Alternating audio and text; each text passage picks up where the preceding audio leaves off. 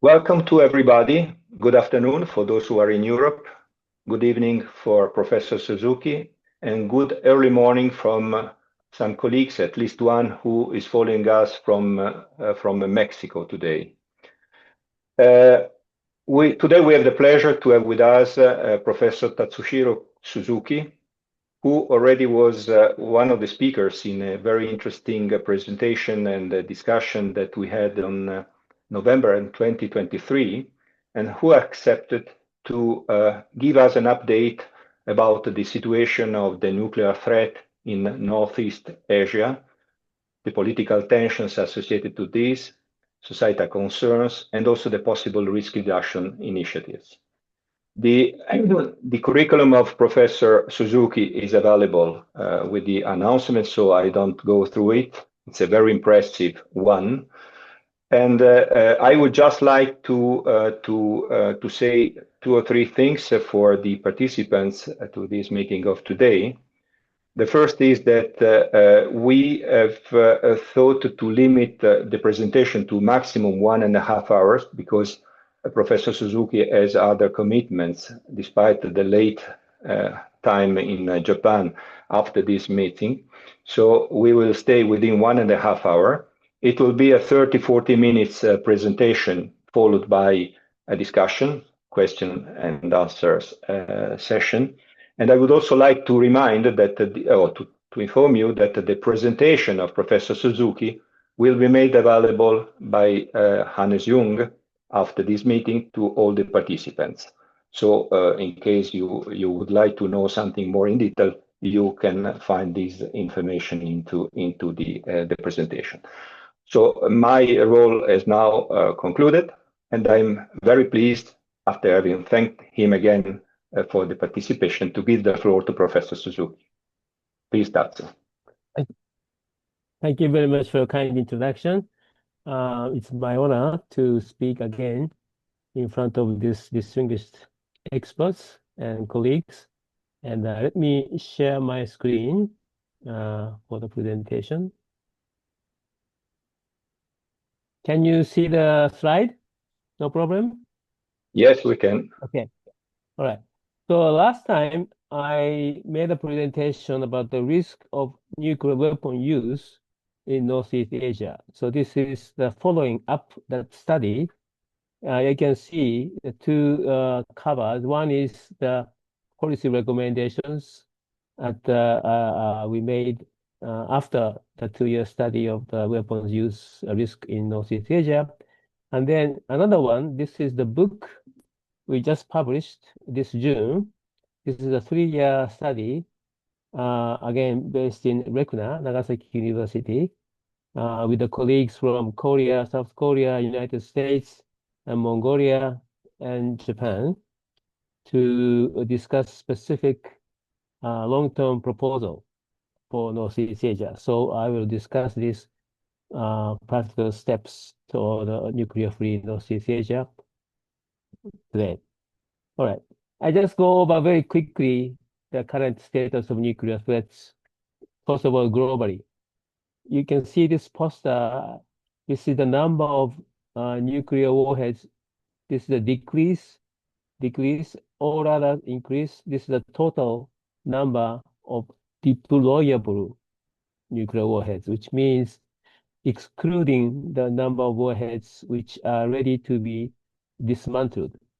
Only the United States and Russia have those so-called no longer usable nuclear warheads. So these numbers are the weapons actually can be used right now. So that number, so-called deployable warheads, has been increasing the last 7 years or so. In particular, China increased from 240 to 600, or estimate, and UK, Pakistan, India, Israel, DPRK. Only France, United States, and Russia remain the same or slightly declined. But the total number of nuclear warheads is increasing. This is already, we can see this is a nuclear arms race. Not only the quantity of the weapons, but also the quality of the weapons are also advancing because they have a modernization programs. This is a global picture. So basically, nuclear arms race is underway. This is Northeast Asia. As you can see here, 4 nuclear-armed states are concentrated in this area: United States, Russia, China, and North Korea. And U.S.-Russia nuclear disarmament talk has been stalled. No progress at all. China is building up nuclear arms, but they are the only country here among the 9 nuclear armed states that they have declared no first use. The DPRK, again, is increasing nuclear arms race, increasing nuclear arms. And the new development is here. In January 2024, Kim Jong-un declared South Korea as principal enemy. No longer they are interested in unification. That's a big change from the past. And another big new thing is June 2024, North Korea and Russia agreed on a comprehensive strategic partnership, which is basically military alliance. So if either country is involved in the war, the other country will follow up like a military alliance. So this is a big change also from the last time. Japan, South Korea, and the United States responding to the nuclear threats, strengthening so-called nuclear alliance, nuclear umbrella status, extended nuclear disarmament. This is the key word in nuclear umbrella, which U.S. basically promises to respond with all options, including nuclear weapons, under the bilateral security arrangement. So this is called nuclear umbrella, and South Korea and Japan wants the United States to strengthen these promises. So these are the political agreements they made in 2023 and 2024. One just new note here is we reaffirm our commitment to the complete denuclearization of the Korean Peninsula. This is a key word because if it's North Korea, which is not necessarily a good idea, but I'm glad they keep the word Korean Peninsula denuclearization. This is very important. I'll explain later. Okay, so I just go over quickly what we did for the humanitarian consequence of nuclear weapon use in Northeast Asia. You can see the 5 cases. You remember the largest number of nuclear weapon use in this case is 24 nuclear weapons in the case 5, which is Taiwan contingency. The China started to use nuclear weapons and the United States responded. 24 nuclear weapons are used. 6 million deaths in a couple of months. And then in addition, 96,000 to 830,000 deaths caused by long-term radiation cancer. So this is a terrible consequences. And the conclusion we have from the 2-year study of these case studies is that three main things that I like to show. One is, of course, use of nuclear weapons could result in unparalleled consequences with other weapons of conventional arms. And also, this is important, radioactive fallout, of course, go beyond the conflict area in Southeast Asia, which is a nuclear weapon-free zone. And so this means the victim of the nuclear war is go beyond the the conflicted areas. The second thing is the nuclear weapon is used actually in these all cases either to stop the military conflict or threaten to the other country to engage in the war. But unfortunately, all the military security experts suggest that once nuclear weapons are used, there's always a chance that it could lead to the global nuclear war in a very short time. The third point, this is important for nuclear umbrella states. All cases actually show the first nuclear weapon use are likely to be tactical nuclear weapons, not the big ICBM, the relatively short range, mid-short range, and then smaller nuclear weapons against non-nuclear weapon states, but under the nuclear umbrella.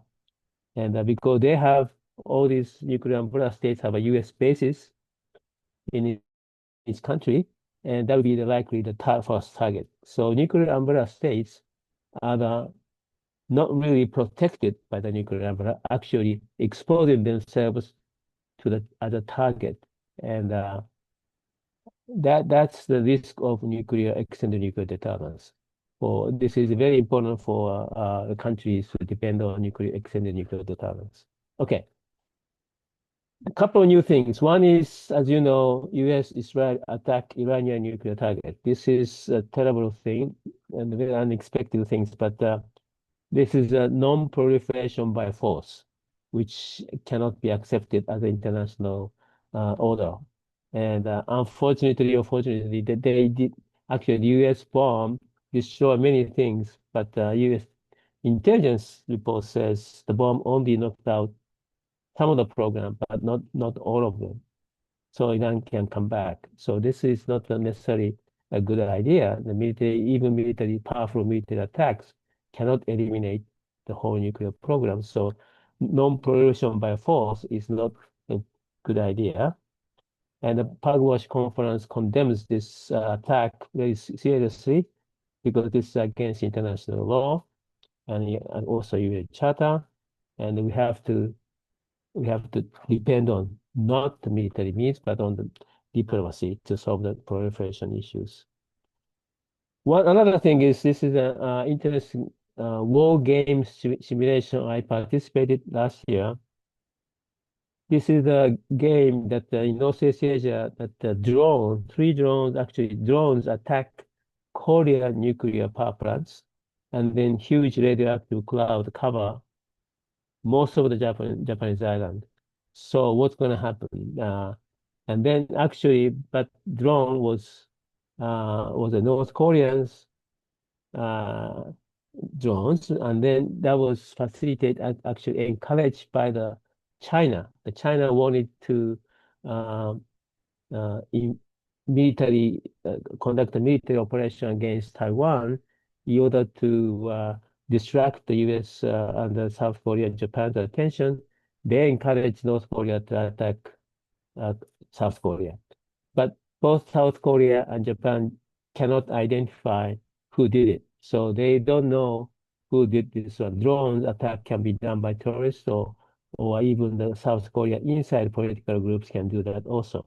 So there was a very confusion about how to respond. So these are the three things that came up with this war game situation. This is a very interesting war game situation. And so if you're interested in, please read this report. But my point is the Iranian case and this one case means even for civilian nuclear facilities vulnerable to military attack or terrorist attack. And once it happened, all the security questions could change. That's a big change from let's say before Russian Ukraine invasion attacking the nuclear power plants in Ukraine. Okay, so those are new things we have to keep in mind. All right, the recommendation we made based on this case studies, we try to come up with the so-called practical policies to prevent the first use of nuclear weapons. And this is a somewhat academic way of describing how to resolve those nuclear risk, uh, structural risk and the situational risk. Structural risk is more on each country's nuclear policy, and the situational risk is more international situations.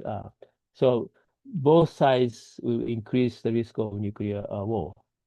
And in order to solve these problems, we recommended three stages: warming action, ripening actions, reciprocal transformation. Basically, you can announce the policy by themselves unilaterally without having a negotiation with other countries, or you change your policy by yourself, but keeping the current basic security policy. So you don't have to change any nuclear deterrence policy or not, but still you can reduce the risk of nuclear weapon use. The ripening action is more try to reduce tensions in the region. And again, this is still can be done unilaterally. But finally, reciprocal transformation means you have to have an agreement either bilateral or multilateral agreement. This is more difficult. This will take more time. So these are three practical steps. And 23 recommendations, because we like to have a policies, practical policies, which means once already considered by policymakers in this region or actually implemented once, but now it's done. Now it's not, it's forgotten. So these are the policies, not the idea, not, come from the idea situation. This is more very practical policies that have been considered or was adopted in the past. So this is not too difficult to implement once you policymakers decided to do it.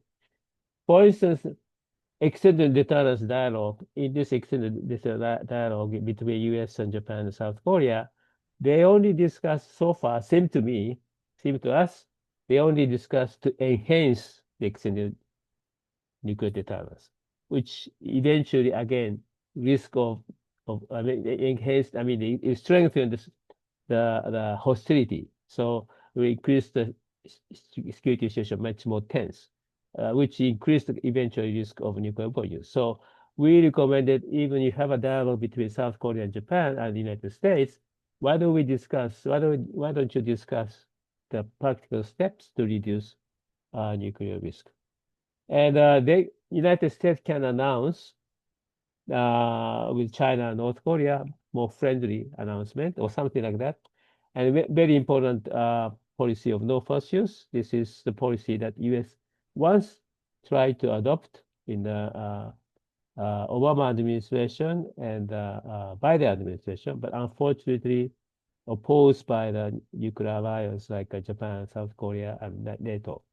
But China proposed many times, even now, to have a no first use policy adopted by all nuclear weapon states. Even they are proposing a treaty of no first use. This is quite significantly reduce the risk of nuclear war. So other things, this is warming actions and ripening actions. One is, for instance, no more nuclear weapon deployment in the region. This is very important. This is very, again, you don't have to deploy nuclear weapons in South Korea and Japan because submarines and intercontinental missiles, bombers. So militarily speaking, you don't need, because for instance, Iranian, as I said, the United States attack Iran. The B-2 bomber came from the mainland United States, despite the fact that all Middle Eastern countries have US bases in that region. But you don't have to fly from so distant. Actually, they had an agreement, actually, that all the military bases in the United States should not be used for attacking the enemy countries in the region. So United States cannot use that base to attack Iran or Iraq or any other country. If the United States wants to attack Iran, they have to fly from the mainland. And that's a very good example. I think South Korea and Japan should follow that kind of example. So no more deployment of nuclear weapons, and hopefully that they should have an agreement that if you want to have an attack, U.S. don't use the military base in Japan and South Korea. But that's not the case in East Asia. United States can use Japanese bases or South Korean bases at any time. So that will increase the risk of being the target. And again, okay, let's go next one. This is a bilateral multilateral arrangement, and so this is another important thing. Ban on low-yield tactical weapons in this region. China and the United States and DPRK can agree on this, because this is also very important for us, because if it's tactical weapons are banned in this area, much less risk for this region. And tactical weapons not used for attacking United States or China. So only the ICBM can attack each other. So non-deployment of the low-yield nuclear weapons, tactical nuclear weapons, is very useful to reduce the nuclear risk. Actually, the Gorbachev and Reagan agreed in 1986 to ban all the intermediate nuclear missiles deployment on land once. That's called INF Treaty. Unfortunately, United States withdrew from this treaty, and Trump administration withdrew this from treaty, and Russia again now deploying the intermediate range nuclear missiles in Europe. So that will increase again the risk of limited nuclear war in the regional nuclear war. All right. So that's kind of recommendations, 23 recommendations. The reason why I have a 23 recommendation is that you don't have to implement all of them. Actually, the country policy leaders can choose any one of them from 23, which you could reduce nuclear risk quite significantly, or in a combination or whatever. So 23 recommendations is the kind of menu of the policies that the policymakers can take. So we don't want to restrict the policy recommendation into just 2 or 3, but 23 recommendations can be shown to the policy leaders that they can take whatever they want to. Even just one of them could reduce the nuclear risk in this region. All right, let's go to the next our 3-year study proposal, so-called nuclear weapon free zone in this area, called 2.0, means new generation of nuclear weapon free zone in this region. This is the book published this June. You can buy from the Amazon. Very expensive book, so this is based on this, again, the RECNA study, and also independently we ask each region experts from Mongolia, China, United States, and South Korea to look at the current situation, how nuclear free zone can help to move from the current status to the nuclear free Northeast Asia. The key word here is so-called 3C security, which is common security, corporate security, and comprehensive security. I will explain it later. Nuclear free zone is a unique but very practical way to remove nuclear risk in the region. There are 3 basic conditions. One is, of course, physically no nuclear weapons in the region. Second, you have to have some kind of international organization to verify that is the case. And if something happened, you can discuss in this international regional scheme. So you need to make sure that there will be no nuclear weapons. In some country try to break the law or some kind of suspicious activities, this international organization can discuss how to resolve it.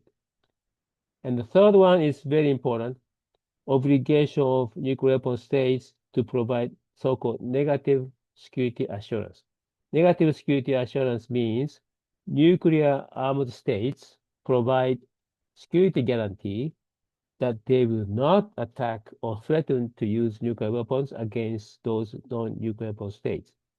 So if this idea it's very old idea, even when they discussed the nuclear non-proliferation treaty, that should be included in the treaty, because non-nuclear weapon states give up the option of having nuclear weapons, and the 5 nuclear weapons still existed to keep the nuclear weapons.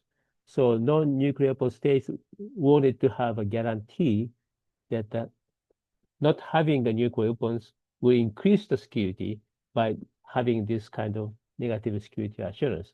Unfortunately, nuclear weapon states have never agreed to legally binding this negative security assurance.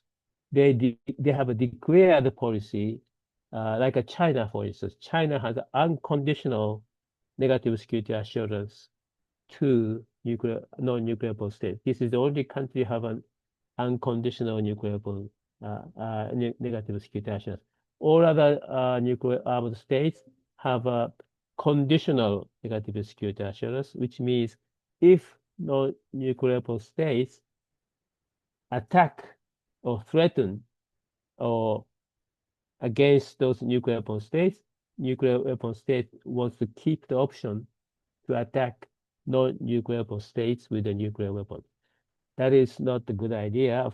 The no first use actually policy eliminates such kind of situations because non-nuclear weapon state doesn't have a nuclear weapon, so attacking nuclear weapon states cannot be done by nuclear weapon. So basically, this negative security assurance is the most important assurance, security assurance for the non-nuclear weapon states.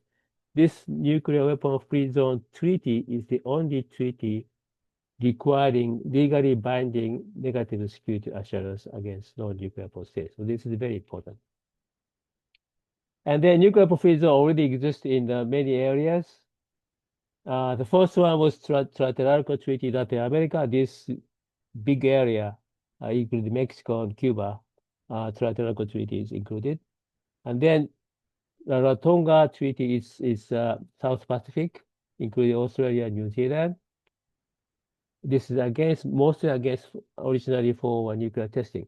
This Trilateral Treaty actually was triggered by the Cuban crisis. Bangkok Treaty is Southeast Asia. Basically, ASEAN countries try to follow other countries' region. At that time, after the Vietnam War, they're still communist countries. I mean, they're still right now, Vietnam and so on. So they wanted to have a peace agreement in this region, and this nuclear free zone treaty is a very important scheme to make sure there will be no military conflict. And then Perindaba Treaty 2009 in whole Africa region.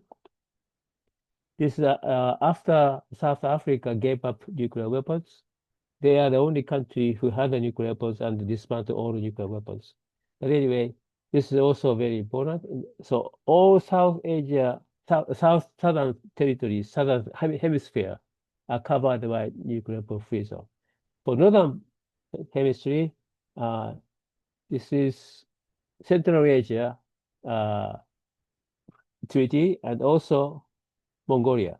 And then Antarctic and seabed space are also, literally speaking, nuclear weapon free zone. They don't call nuclear weapon free zone treaty because there is no specific country, but basically you cannot deploy nuclear weapons in those areas. So, you see the globe, if you look at the globe, half of the area is already covered by nuclear weapon free zone. So if you look at the statistics, of course, population-wise, nuclear armed state is still very big, but population here, 47%. But for area, in terms of area,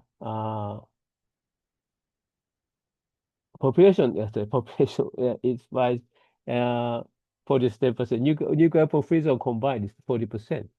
And area is very big. Nuclear weapon free zone is much bigger. 114 states already covered by nuclear weapon states.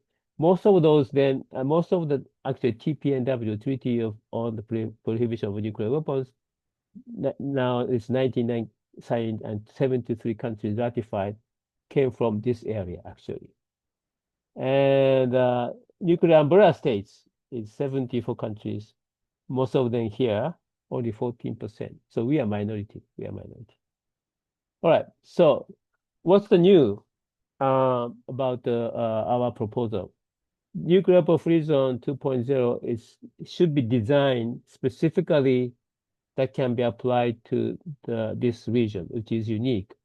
The region has already, as I said, 3 nuclear weapon states and 1 North Korea. 4 nuclear weapon states are here.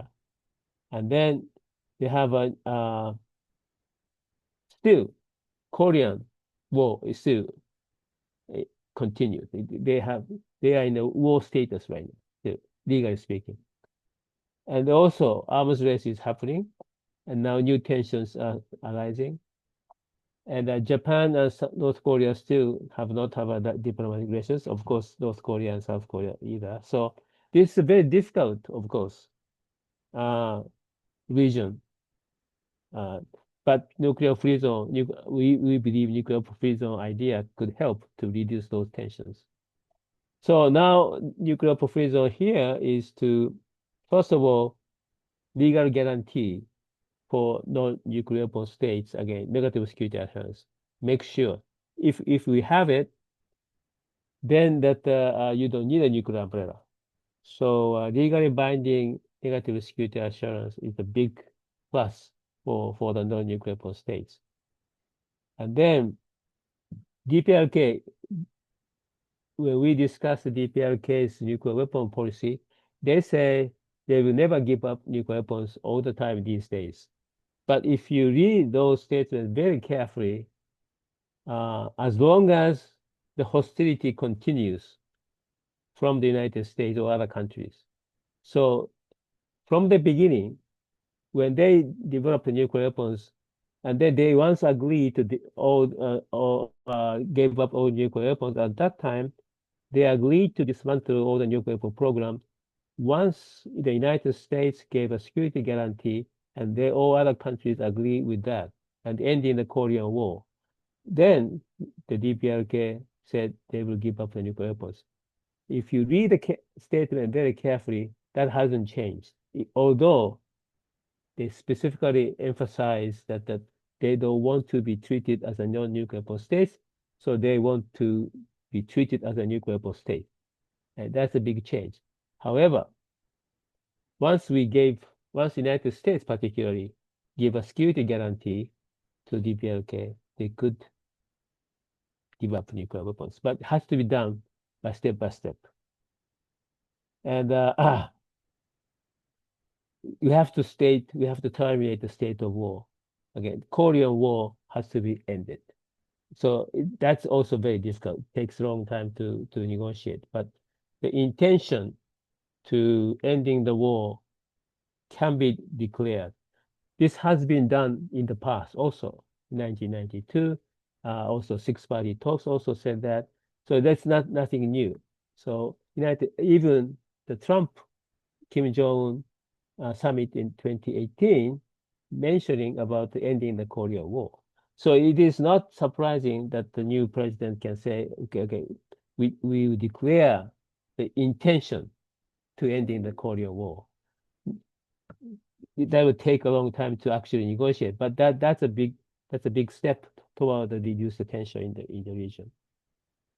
And then nuclear free zone itself cannot solve the problem because there are many security issues in this region. So we should have a regional security framework, which doesn't exist here. Europe does have a very nice ESC, European Security Regional Framework institution. And we should have such kind of institution here. If anything happened in this region, the Regional Security Council or Regional Security Committee or whatever can discuss those sensitive issues. That will help to reduce the tension also. So nuclear free zone doesn't exist as a single solution, but has to be under the comprehensive security approach. This is the whole our approach. C3, I will explain C3 security regime. Common security is a very famous security concept developed by the Swedish former Prime Minister Palme Commission in 1982. This commission said basically, instead of national security only, we have to search for the common issues for security and do not use military means to solve the international conflict.